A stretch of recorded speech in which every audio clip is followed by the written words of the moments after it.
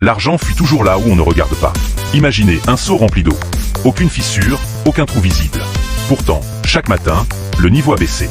C'est exactement ce qui arrive à votre compte bancaire en ce moment même. Bienvenue dans le monde du siphon invisible. Ce que je vais révéler aujourd'hui, le système de frais bancaires pris pour que vous ne le découvriez jamais. On nous apprend à épargner, à investir, à travailler dur. Mais on ne nous apprend jamais à surveiller la sortie de secours. La vérité est déroutante. La plus grosse fuite d'argent de votre vie est totalement légale. Elle est inscrite dans votre contrat et elle se produit avec votre propre signature. Alors, je vous vois venir. Certains diront, mais c'est normal, la banque nous rend service, elle doit bien se payer. Attention, je ne dis pas que le service doit être gratuit. Je dis qu'il y a une différence entre payer pour un service et être prélevé par un algorithme silencieux pour des options que vous n'avez jamais demandées.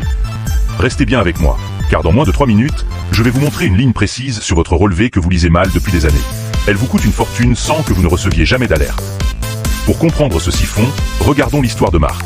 Marc est un entrepreneur rigoureux ici à Bonheurville. Ses affaires tournent, mais un jour, il a vécu une humiliation. Sa carte est refusée devant un fournisseur. Pourtant, Marc avait vérifié son solde la veille.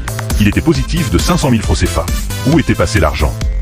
Son comptable, Serge, a découvert que les frais s'accumulaient silencieusement. Le verdict?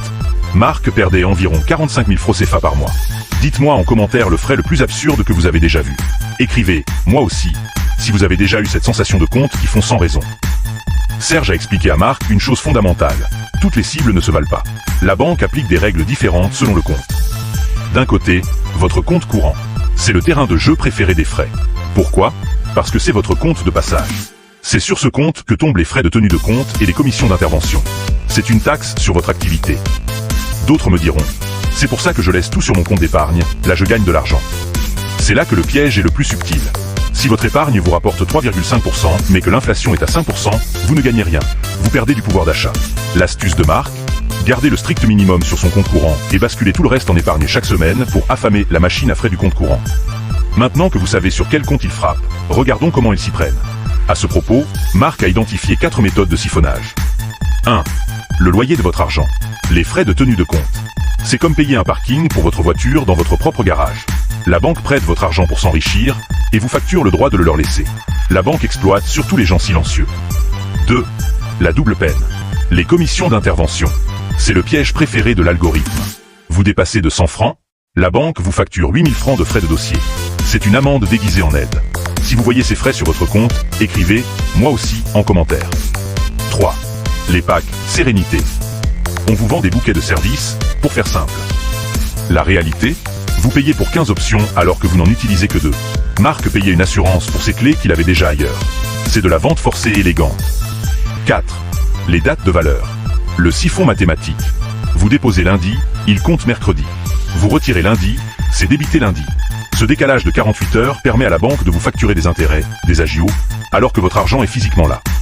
Les gens qui contrôlent leurs frais contrôlent leur avenir. Marc a décidé de ne plus être une proie, et voici le plan de bataille en 3 étapes que vous devez copier. Étape 1, le grand nettoyage. Allez voir votre conseiller. Dites, je souhaite passer à une tarification à la carte. Résiliez les packs inutiles. Marc a économisé 15 000 francs CFA, moi rien qu'avec ça. Vous vous dites, mon banquier va refuser. C'est faux. Il n'a pas le choix si vous le demandez fermement. Étape 2, la négociation choc. Demandez le remboursement des frais injustes. 8 fois sur 10, le système recule quand l'humain s'affirme. Dites, je connais mes droits, point. Étape 3, la liberté numérique.